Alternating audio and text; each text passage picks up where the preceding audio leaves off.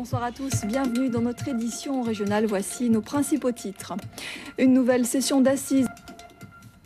On débute par la justice avec cet infanticide au tribunal de Basse-Terre. Une femme de 29 ans est accusée d'avoir tué son bébé juste après lui avoir donné naissance. Le procès durera 2 jours.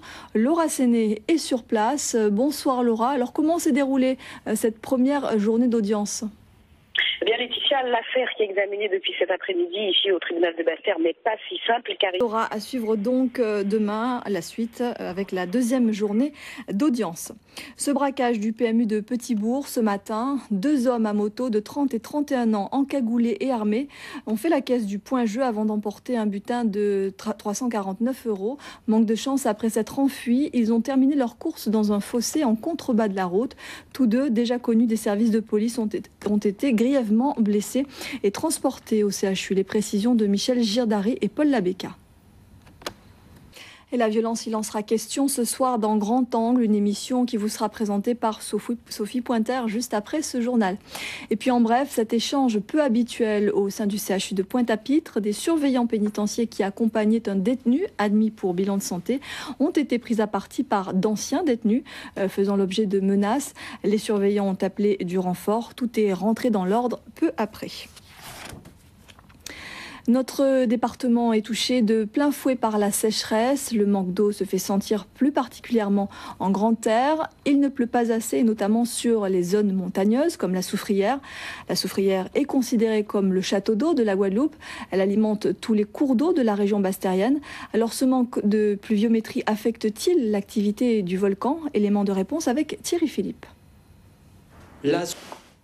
Et la Martinique n'est pas épargnée par la sécheresse. Les conséquences sont ressenties dans divers secteurs d'activité.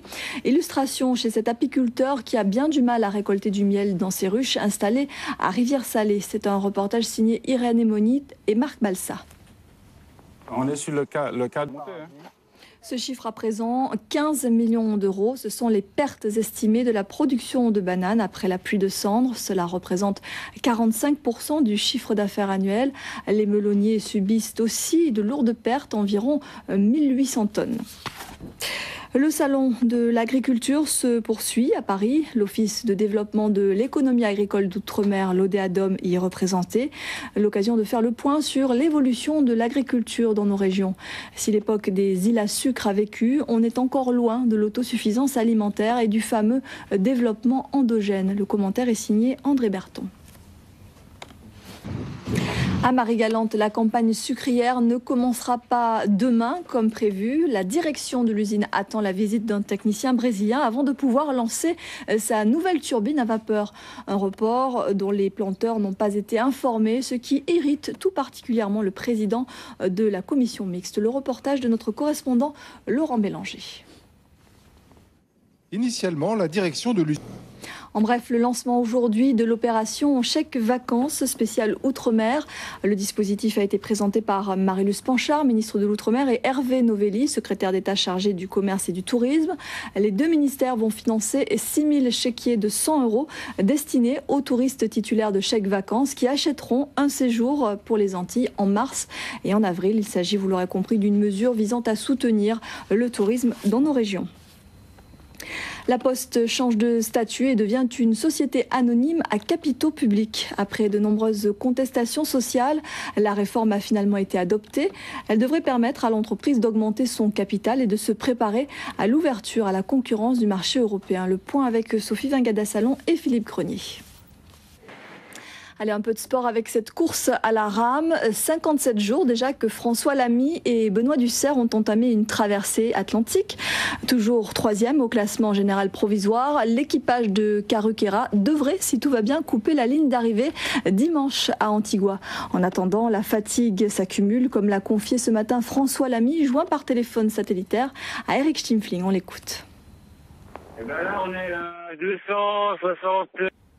Et on passe à l'actualité politique. Gros plan sur les régionales, comme chaque soir, avec carnet de campagne. Alex Robin nous a rejoint. Bonsoir Alex. Bonsoir Laetitia. La campagne officielle a donc débuté hier. Rappelez-nous quelles sont les listes qui participeront à ce scrutin. Merci beaucoup Alex. Et sans transition, eh bien, on enchaîne avec 10 minutes chrono. Et tous les soirs, Eddy Nedelkowski interroge donc une des 9 têtes de liste candidates aux élections régionales. Un entretien de 10 minutes et c'est parti.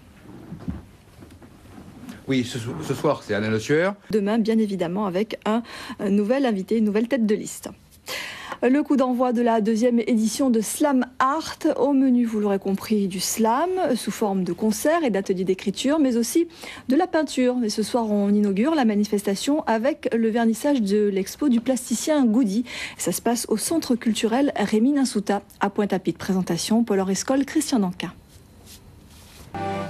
Voilà, c'est la fin de cette édition. Merci à vous de l'avoir suivi. Dans quelques instants, le magazine Grand Angle, présenté par Sophie Pointer. Elle abordera avec ses invités la violence chez les jeunes. Ces derniers mois, la Guadeloupe a connu un regain d'actes violents, braquages meurtriers, agressions à main armée, règlement de compte.